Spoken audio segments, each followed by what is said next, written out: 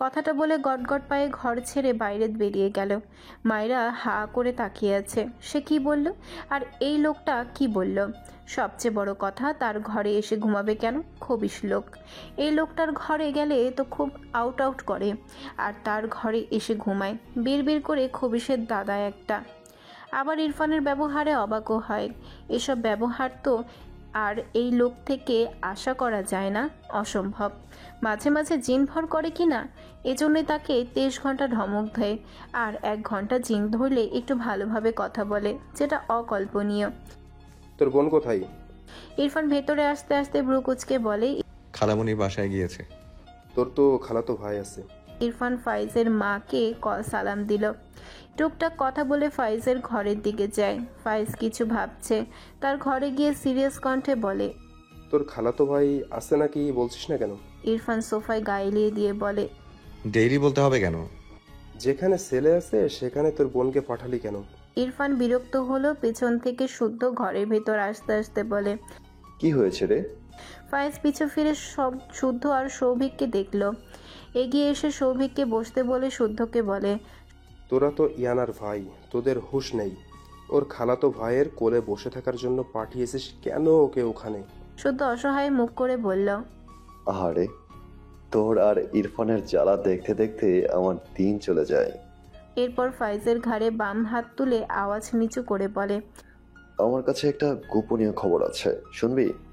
ফায়েজ বিরক্ত হয়ে তার ঘাড় থেকে শুদ্ধর হাত নামিয়ে বলে, ফালতু খবর শোনার ইচ্ছা নেই। জ্বালিয়েছিস তো পিটিয়ে ছাল তুলবো। শুধু ইনোসেন্ট ফেস বানিয়ে বলে, আরে সত্যি বলছি, ওই জাহিদের তো ইনায়কে মারাত্মক পছন্দ ভাই। বিয়ে ঠিক হওয়ার কথা শুনে সে কি মেয়েদের মতো কান্না! বিশ্বাস করবি না, আমার শার্ট একদম গার্লফ্রেন্ডের কান্নার মতো করে ভিজিয়ে দিয়েছিল। এখন ইনায়াকে অনেক জোর করে তাদের বাসায় রাখলো। বিয়ের আগে একটু চান্স নিক, বিয়ে হয়ে গেলে তো আর পারবে না, বুঝিসনি? তুই চাপ নিস না, ও বিয়ে করবে না তোর ইনায়াকে। শুধু ইনায়াকে একটু মন ভরে দেখবে, সুযোগ পেলে একটু একটু ছুঁয়ে দিবে, এই যা, তুই নিশ্চিন্তে থাক। কথাগুলো বলে বুক ভরে শ্বাস নিল সৌভিক। সৌভিক সোফায় বসে হাসছে শুদ্ধর কথা শুনে। ইরফান গম্ভীর মুখে শুদ্ধর দিকে চেয়ে আছে, আর ফাইজ জ্বলন্ত চোখে চেয়ে আছে। সবার দৃষ্টি দেখে শুদ্ধ মেকি হাসলো। সৌভিকের পাশে গিয়ে বসলো ফাইজ শুদ্ধর কলার ধরে টানতে টানতে ঘর থেকে বের করে। শুদ্ধ অসহায় কণ্ঠে বলে, মনে হচ্ছে সত্যি কথার বসার জায়গা নাই। ছাড় ছাড়, আমার শ্বশুর বাড়ি থেকে আমাকে বের করিস, এত বড় সাহস! পেছন থেকে ফাইজের মা বলে, ফাইজ, শুদ্ধকে কোথায় নিয়ে যাচ্ছ? ফাইজ উল্টো ফিরে যেতে যেতেই রেগে বলে, এই বেয়াদব, কে আমি ড্রেনে চুবাবো আম্মু? ও আমায় চেনে না, ওর মজা আমি ছুটাবো। বেয়াদব, যা মুখে আসে তাই বলে। শুদ্ধ ফাইজের দিকে তাকিয়ে জোর করে ফাইজকে 2 হাতে চেপে ধরে লাজুক চোখে বলে, বলছি তোমার মাঝে একটু চুপতে দাও না সোনা। বিলিভ মি, ড্রেনের চেয়েও জঘন্য তোমার শরীর, তবে কষ্ট করে ড্রেনে যাওয়ার কি দরকার? ফাইজ চোখ মুখ কুচকে শুদ্ধকে ধাক্কা দিয়ে সরায় তার থেকে। শুদ্ধ হাসছে। ফাইজ ক্লান্তি, বিরক্তি, রাগ সব মিলিয়ে হনহন করে তার রুমের দিকে যায়। শুদ্ধ ফাইজের মায়ের দিকে এগিয়ে গিয়ে বলল, কেমন লাগলো আন্টি? তুমি পারো বাবা, ঘরে যাও। শুদ্ধ হেসে আবারও ফাইজের ঘরে যায়। ফাইজ এপাশ ওপাশ পায়চারি করছে। ইরফানকে বলে, তোর বোনকে আজকেই আনবি। তোর বউয়ের নেক্সট ইয়ার এক্সাম দিলে কি হতো? ওর জন্য আমার বিয়েটা আটকে আছে। ইরফান অদ্ভুত চোখে ফাইজের দিকে তাকায়। এর বিয়ের জন্য মায়েরা এবছর এক্সাম দিবে না, মানে এটা কোনো যুক্তি? এমনিতেই ওর বউ বড় হচ্ছে না। এই ফাইজ নিজের বিয়ের জন্য তার বউটাকে আরো ছোট বানাতে চাইছে। ইরফান রেগে বলে, ফাইজ ইনায়া বিয়ের আগের দিন পর্যন্ত ওই বাড়িতেই থাকবে। ধূপ করে তার বেডে চিটপটাং হয়ে শুয়ে পড়ে। অসহায় কণ্ঠে বলে, শালা, আমার জীবনটা তেজপাতা করে দিলি। তুই একবার, শুধু একবার বিয়েটা হোক। ইরফানের বাচ্চার বোনকে যে কোন সিন্ধুকে রাখবো কেউ খুঁজে পাবি না, দেখিস। আমার সাথে ভিলেনগিরি করে ঠিক করছিস না, বেয়াদবের দল। আমি সিন্ধু অর্ডার করেছি, তুই সাইজটা বলতো।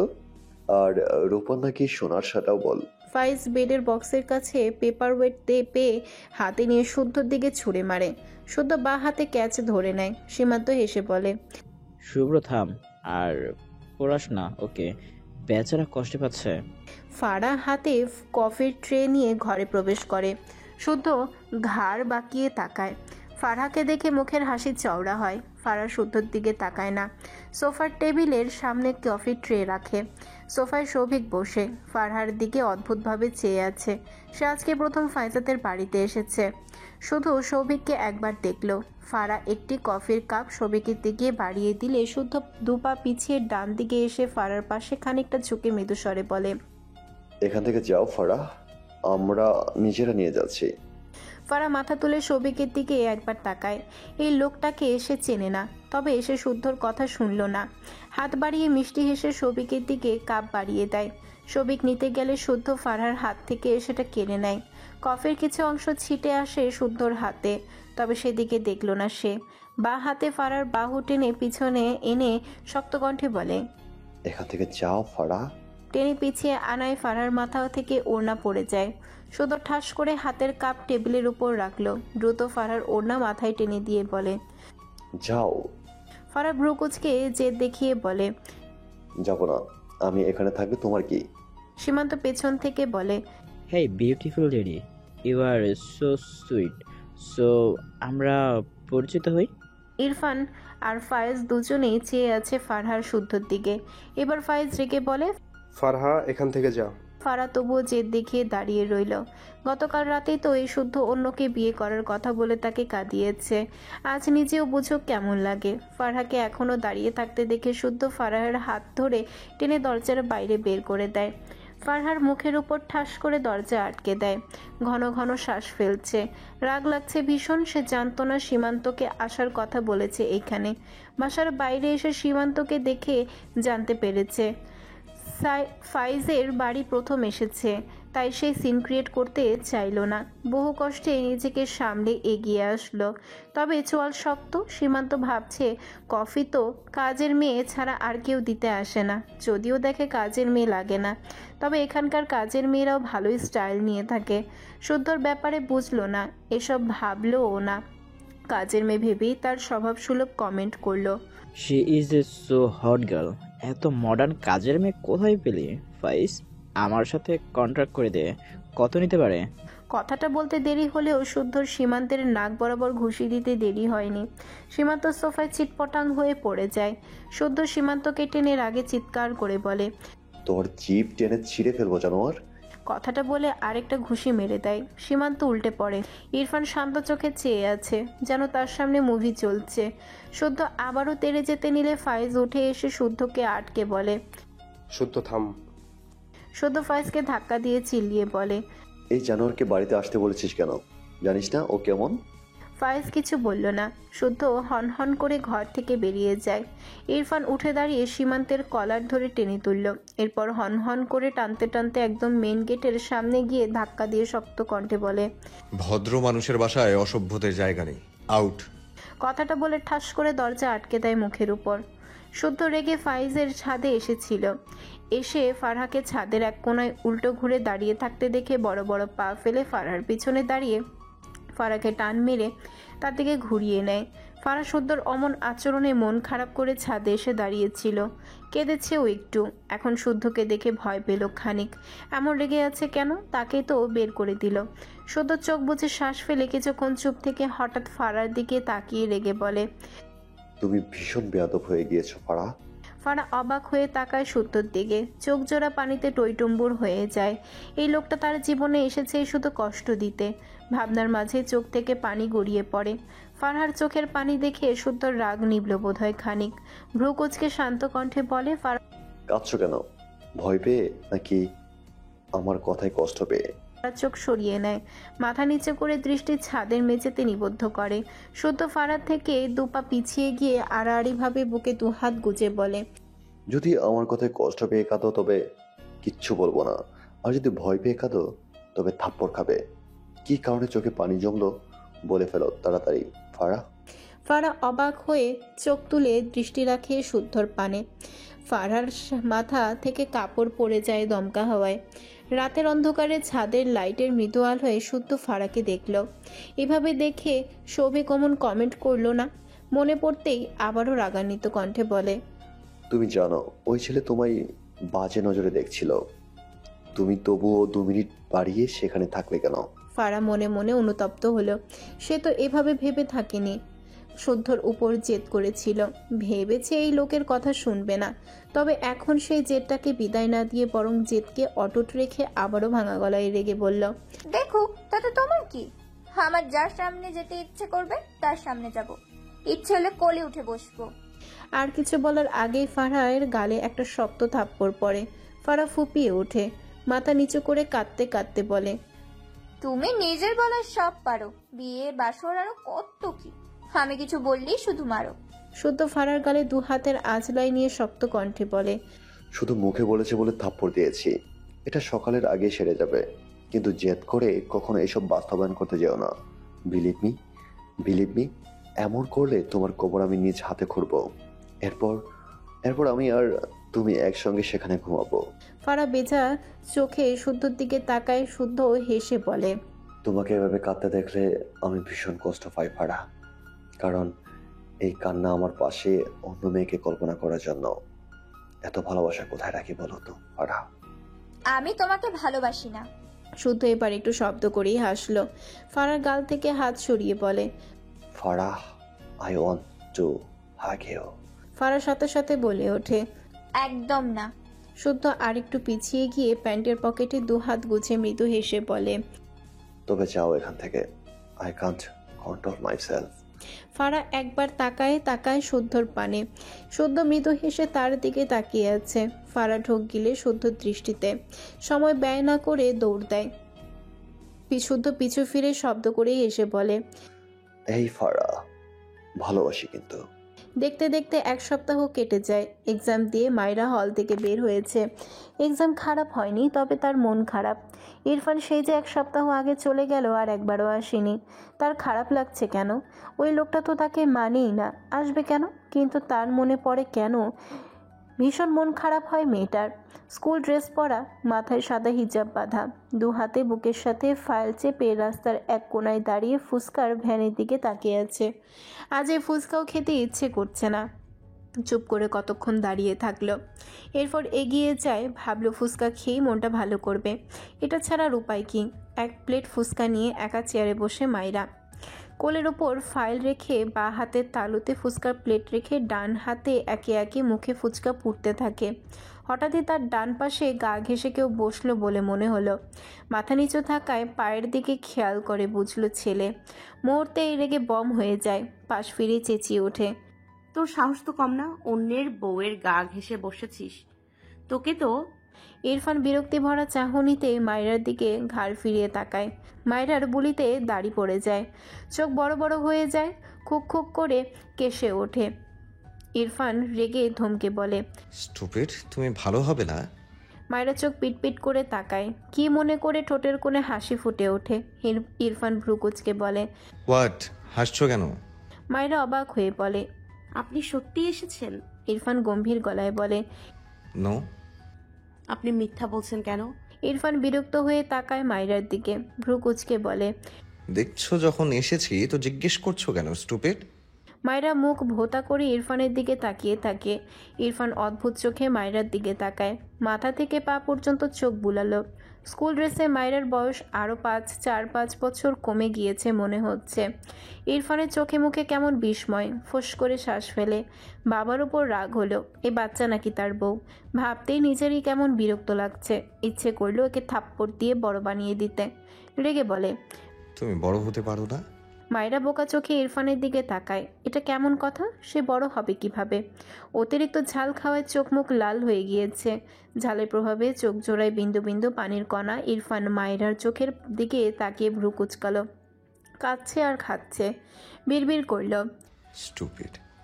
মায়রার হাতের প্লেট কেড়ে নিয়ে ঠাস করে তার পাশের চেয়ারে রেখে মায়রার কোলের উপর থেকে ফাইল তার ডান হাতে তুলে নিল। এরপর মায়রার বাম হাত ধরে এগিয়ে যেতে নিলে মায়রা চেঁচিয়ে বলে, আমায় ছাড়ুন, আমার ফুচকা শেষ হয়নি। পেছন থেকে কয়েকজন লোক বলে, ইরফানের পা থেমে যায়। মায়রার চোখ বড় বড় হয়ে যায়। দ্রুত ভদ্র হয়ে দাঁড়িয়ে যায়। ইরফান পিছু ফিরে তাকায়। রাগান্বিত চোখে চেয়ে লোকগুলোর দিকে এগিয়ে যেতে নিলে মায়রা দ্রুত ইরফানের সামনে দাঁড়িয়ে বলে, যাবে না, ওরা ভুল বুঝেছে। ইরফান মায়রার কথা শুনল না। মায়রার হাত শক্ত হাতে ধরে লোকগুলোর সামনে দাঁড়িয়ে দাঁতে দাঁত চেপে বলে, শি ইজ মাই ওয়াইফ। ওকে তুলে নেব নাকি ছুঁড়ে ফেলবো, it's my choice. Who are you? আমার ওয়াইফকে দেখলে আমার মাথা ঠিক থাকে না। What's your problem with that? Myra চোখ বড় বড় করে তাকায়। লোকগুলো হ্যাবলার মতো তাকিয়ে আছে। মায়রা দ্রুত লোকগুলোকে উদ্দেশ্য করে বলে, উনি ভালো লোক, আপনারা যান। একজন চিন্তিত কণ্ঠে বলে। মায়রা বুঝলো, তখন চেঁচিয়ে উঠল তার পাশে বসায়।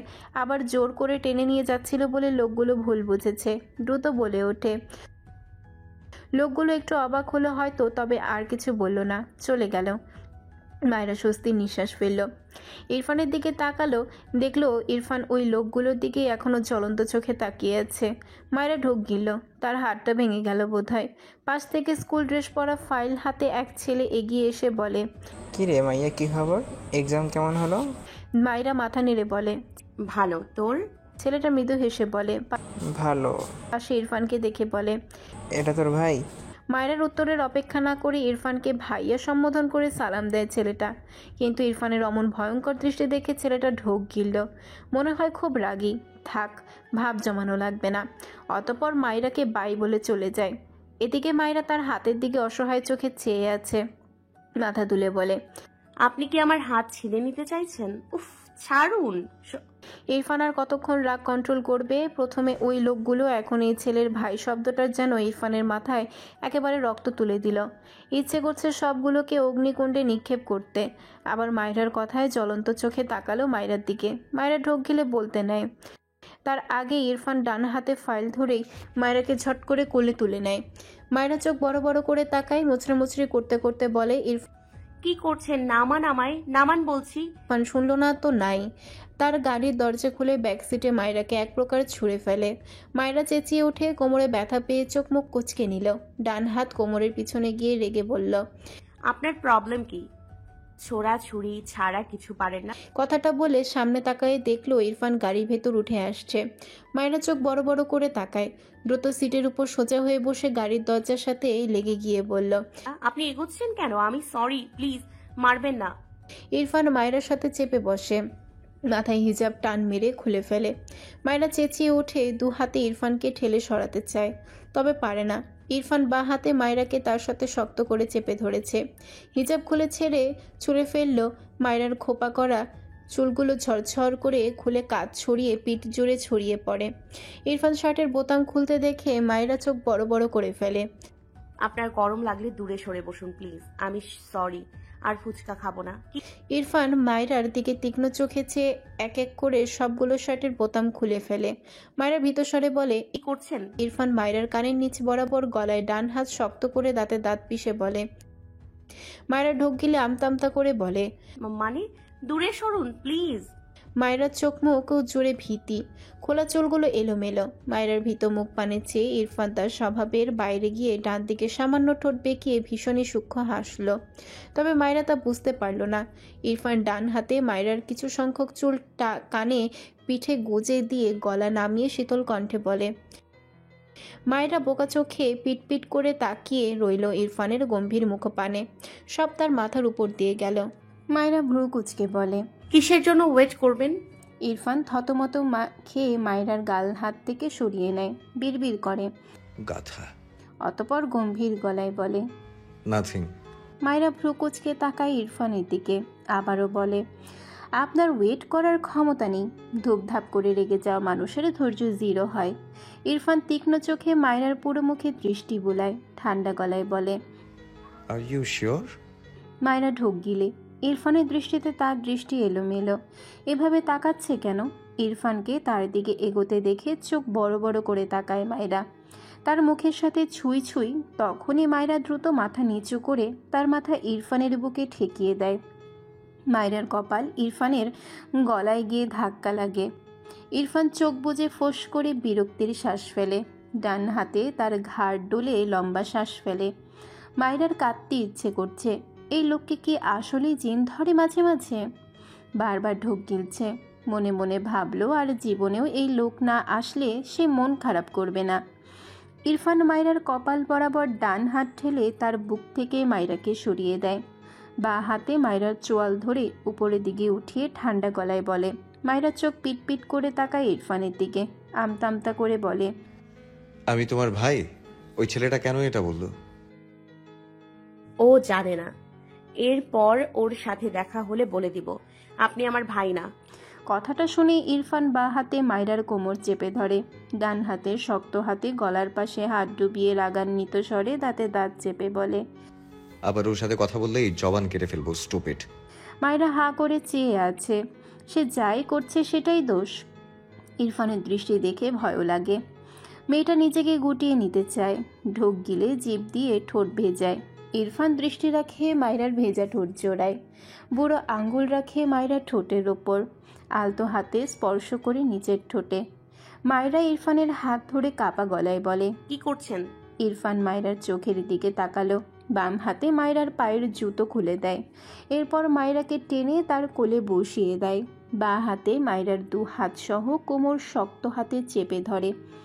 মায়রার শরীর অস্বাভাবিকভাবে কাঁপছে, বারবার ঢোক গিলছে, এলোমেলো দৃষ্টি ফেলে জিভ দিয়ে ঠোঁট ভেজায় বারবার। ইরফান মায়রার গালে হাত ডুবিয়ে বুড়ো আঙ্গুলের সাহায্যে মায়রার ঠোঁটে আবারও আলতো হাতে স্লাইড করে, শীতল কণ্ঠে বলে, কি দিয়েছো এখানে? মায়রার কণ্ঠ রোদ হয়ে আসে। ইরফান মায়রার ঠোঁট জোড়ায় দৃষ্টি নিবদ্ধ রেখে ধীরে ধীরে শক্তি প্রয়োগ করে আবারও নরম সুরে বলে, বলো এখানে কি লাগিয়েছো? আই থিঙ্ক পিঙ্ক কিছু। তার বুড়ো আঙ্গুল উল্টে চেক করে চিন্তিত কণ্ঠে বলে, উঠছে না কেন? আবারও মায়রা ঠোঁট জোড়ায় বড় আঙ্গুল দিয়ে শক্তি খাটিয়ে কিছু উঠানোর চেষ্টা চালায়। মায়রা ব্যথা পায়, ইরফানের হাতের গতি বৃদ্ধি পায়, মায়রা মৃদু আর্তনাদ করে ওঠে। ইরফান মায়রার চোখের দিকে তাকায়, মায়রার চোখ জোড়ায় পানি। মায়রা আমতামতা করে বলে, ছাড়ুন আমায়, আমি কিছু লাগাই না বুঝলেন, আমি কিছু লাগাই না বুঝলেন। নিজে তো সিগারেট খেয়ে খেয়ে ঠোঁট পুড়িয়ে ফেলেছেন, এখন আমার ঠোঁট যে একটু ভালো দেখছেন অমনি। ইরফানের দৃষ্টিতে থাকা মুগ্ধতা পালিয়ে বিরক্তি ভর করে, দাঁতে দাঁত চেপে বলে, শাট আপ, স্টুপিড। কখন কি বলতে হয় জানো না? মায়রা ধমক খেয়ে কেঁপে ওঠে, কিছু বলে না। ইরফান আবারও শক্ত কণ্ঠে ধমকে বলে, ইউনো, ওই ছেলের দৃষ্টি এখানে ছিল। আই সোয়ার, আর কেউ এখানে দৃষ্টি ফেললে তার চোখ সহ তোমার এই লিপস কেটে সমুদ্রে ভাসিয়ে দিয়ে আসবো। মায়রা ভীত চোখে তাকায় ইরফানের দিকে, কোমরের পেছন থেকে ইরফানের হাত সরাতে চায়, গাল থেকে ইরফানের হাত সরাতে চায়, নড়াচড়া করে কিন্তু পারছে না। শরীর কেমন শিরশির করছে, সব মিলে মেয়েটার চোখ থেকে টুপটুপ করে পানি গড়িয়ে পড়ে। মায়রা মাথা তুলে বলে, ছাড়ুন আমায়, অসভ্য লোক, পুরো শরীর জখম হয়ে গেল। উফ। ইরফান মায়রার কথা শুনে রেগে গেলেও চোখে ছাপিয়ে গলে গড়ানো পানি দেখে হতমত খেয়ে তাকায় মায়রার দিকে। দ্রুত মায়রাকে ছেড়ে মায়রার গাল দু হাতে আগলে বিচলিত কণ্ঠে বলে, হোয়াট হ্যাপেন্ড? কাঁদছো কেন? ব্যথা পেয়েছো? কথাটা বলে মায়রার ঠোঁটে আলতো হাত বুলায়। মায়রা অদ্ভুত চোখে তাকায় ইরফানের দিকে, মাঝে মাঝে চিনতেই পারে না সে এই লোককে। ইরফান মায়রা ঠোঁটের দিকে দৃষ্টি রেখেই ঘোরের মাঝে তার শুষ্ক ঠোঁট জোড়া এগিয়ে নিলে মায়রা দ্রুত মাথা নিচু করে ইরফানের কাঁধে মুখ ঠেকিয়ে ইরফানের পিঠে দু হাতে খামচে দেয় গায়ের জোরে, বিড়বিড় করে, অসভ্য লোক একটা। ইরফান চরম বিরক্তির শ্বাস ফেলে বিড়বিড় করে, you are a very clever girl. এরপর মায়রাকে ঠেলে তার থেকে ছাড়িয়ে দাঁতে দাঁত চেপে বলে, ইউ আর ডিস্টার্বিং মি। মায়রা ইরফানের বুকে দু হাত ঠেলে কেঁদে দিয়ে বলে, আমি বাড়ি যেতে চাই, আপনি একটা কবিরাজ দেখান প্লিজ। ইরফান ভ্রু কুচকে বলে, হোয়াট? মায়রা চোখের পাতা ফেলে ইরফানের দিকে তাকায়। ইরফান বিরক্ত হয়ে গায়ের শার্ট টান মেরে খুলে ফেলে, রেগে বলে, স্টুপিড, বড় হবে কবে? মায়রা ভয় পায় ইরফানকে দেখে, কি করতে চাইছে এই লোক, আবার রেগেও যাচ্ছে, তার গলা ফাটিয়ে কাঁদতে ইচ্ছে করছে। ইরফান তাকে ধরে নিয়ে খেয়াল করতেই দ্রুত ইরফানের কোল থেকে নেমে পাশের সিটে বসতে নিলে ইরফান মায়রাকে বা হাতে কোমর পেঁচিয়ে তার বা পাশে বসিয়ে দেয়। তখনই ডান পাশের জানালায় শুদ্ধ ঝুঁকে বলে, মায়রা আসেনি এখনো, তুই এমন শার্টলেস বসে আছিস কেন? বাম হাত থেকে মায়রা চেঁচিয়ে বলে, আমি এসেছি, আপনার বন্ধু আমার সাথে অত্যাচার করছে ভাইয়া, প্লিজ ভাইয়া। শেষ করার আগেই ইরফান শক্ত হাতে মায়রার মুখ চেপে ধরে। শুদ্ধর দিকে তাকিয়ে বিরক্ত হয়ে বলে, 5 মিনিট পর আয়। শুদ্ধ মিটিমিটি হেসে বলে, প্রথম কথা, মেয়েটার 16 বছর হতেও নাকি আরো 5 মাস বাকি। দ্বিতীয় কথা, ও মাত্র এক্সাম দিয়ে ফিরলো। তৃতীয় কথা, এটা গাড়ি, বেডরুম থাকতে এটা কেমন চয়েস। চতুর্থ কথা, এখন ঝকঝকে দিনের আলোয় চারপাশে শুধু আলো আর আলো। পঞ্চম কথা, বউ তোর, মলম লাগাবি তুই, বাকি সবকিছুর দায়িত্ব তোর। বাট আই হ্যাভ এ গভীর কোশ্চেন। এতদিন জানলাম তুই মায়রাকে মানিস না, এখন দেখছি মায়রা তোকে মানছে না। সঠিক হিসাব কোনটা বলতো? ইরফান রেগে জানালার ফাঁক দিয়ে ডান হাত বাড়িয়ে শুদ্ধকে ঘুষি মারতে গেলে শুদ্ধ হাসতে হাসতে দৌড় দেয় গাড়ির পেছনের দিকে। ইরফান গাড়ির কাঁচ তুলে দেয়, মায়রাকে ঝট করে তার দিকে ফিরিয়ে রেগে বলে, আমি তোমাকে টর্চার করছি? মায়রা দুদিকে মাথা নাড়ায়, ভয়ে জিভ দিয়ে ঠোঁট ভেজায়। ইরফান আবারও তাকায় মায়রার ভেজা ঠোঁট জোড়ার দিকে। সেখানে দৃষ্টি রেখেই মায়রার দু গাল তার দু হাতের আজলাই নিয়ে শীতল কণ্ঠে বলে, জাস্ট 2 সেকেন্ডস এর জন্য বড় হয়ে যাও, অনলি ওয়ান্স। মায়রা এবার শব্দ করে কেঁদে দেয়। ইরফান ভড়কে যায়, ঢোক গিলে চোখ বুঝল। মায়রাকে ছেড়ে দেয়, ঘন ঘন শ্বাস নিয়ে চোখ মিলে মায়রার দিকে চেয়ে দাঁতে দাঁত চেপে বলে, স্টুপিড, এভাবে আমার সামনে আর একবার আসলে থাপ্পড় দিয়ে সব দাঁত ফেলে দেবো। কথাটা বলে গায়ে শার্ট জড়িয়ে ব্যাক সিট থেকে নেমে দাঁড়ায়। হন হন করে হেঁটে অনেকটা দূরে গিয়ে দাঁড়িয়ে সিগারেট ধরায়। কিছুক্ষণ পর শুদ্ধ এসে বলে, কি হলো, 5 মিনিট হয়নি তোর? ইরফান আনমনে বলে, I feel like I'm getting hooked. Even without substance, it's a big problem. শুদ্ধ ইরফানের কথাটা বোঝার চেষ্টা করলো। কেন বলল এটা? মনে হয় বুঝলো। হঠাৎই শব্দ করে হেসে দেয়। ইরফান থতমত খেয়ে শুদ্ধর দিকে বিরক্ত চোখে তাকায়। শুদ্ধ বা হাতে কোমরে রেখে হাসি আটকে বলে, এটা প্রবলেম না, এটা সলিউশন। ইরফান রেগে বলে, এখান থেকে যা। বেশি কষ্ট হচ্ছে? অ্যালকোহল ছাড়া নেশাগ্রস্ত হওয়া তো ভালো লক্ষণ বাবু। আহারে, পৃথিবীর সব পুরুষেরা যদি মায়রার স্বামীর মতো বউকে দেখেই মাতাল হতো তাহলে আর অ্যালকোহলের এত দাম থাকতো না। ইরফান রেগে বলে, I don't like her. She's a stupid girl. বলেই হাতের সিগারেট ছেড়ে ফেলে হন হন করে গাড়ির দিকে এগিয়ে যায়। শুদ্ধ ভ্রু কুচিয়ে গলা চড়িয়ে বলে, ইরফান আজ এসেছে মায়রাকে নিয়ে ডক্টরের কাছে যাওয়ার জন্য। রেডি হয়ে ঘড়িতে একবার সময় দেখল বিকেল 3:30। তার ঘর থেকে বেরিয়ে মায়রার ঘরের ভিড়ানো দরজা ঠেলে ভেতরে যায়। মায়রা বিছানায় উপর হয়ে শুয়েছিল, ঘুমায়নি, তবে ঘুমানোর চেষ্টা চালাচ্ছে। ইরফান গম্ভীর গলায় বলে, রেডি হও। মায়রা ইরফানের গলা পেয়ে ধরফর করে উঠে বসে, ভীত চোখে তাকায় ইরফানের দিকে। আমতা আমতা করে বলে, কোথায় যাব? ইরফান দ্রুত পায়ে এগিয়ে আসে। মায়রা বেডের ওপাশেই নেমে বলে, আমি আপনার সাথে যেতে চাই না। গাড়িতে উঠলে আপনাকে কোন ভূতে ধরে আল্লাহ জানে। স্টুপিড, থাপ্পড় খেতে না চাইলে 2 মিনিটে রেডি হবে। মায়রার কাঁদতে ইচ্ছে করছে। ইরফান মায়রার হাত টেনে ধরে মায়রা মাথা উঁচু করে বলে, আমি আপনার সাথে যেতে চাই না, অসভ্য লোক, ছাড়ুন আমায়। ইরফান মায়রার দিকে এগিয়ে একদম কাছ ঘেঁষে দাঁড়িয়ে ঠান্ডা গলায় বলে, থাপ্পড় ছাড়া কথা কানে যাবে না। মায়রা আমতা আমতা করে বলে, আপনি আগে কবিরাজ দেখান। ইরফান রাগান্বিত স্বরে বলে। মায়রা আনমনে মাথা নাড়িয়ে সম্মতি জানিয়ে নিজেই চোখ বড় বড় করে তাকায়।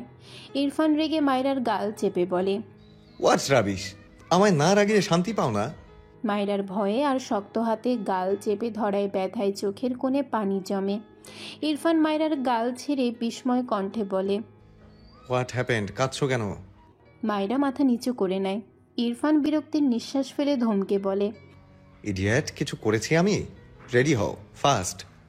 এরপর শার্টের হাতা গুটোতে গুটোতে বলে, আজ পাকামো করলে সেদিনের 10টা থাপ্পড় সহ আজকের ডিফারেন্ট শাস্তি গুনে গুনে দিয়ে দিব। মায়রা মাথা নিচু করে বলে, আপনি জান আমি রেডি হই।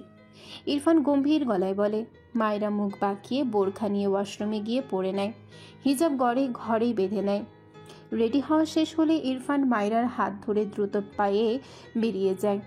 যাওয়ার আগে ত্রিনা বেগমকে বলেছেন, ইরফান গাড়ির খুলে দিলে গাড়ির দরজা খুলে দিলে মায়েরা আমতা আমতা করে।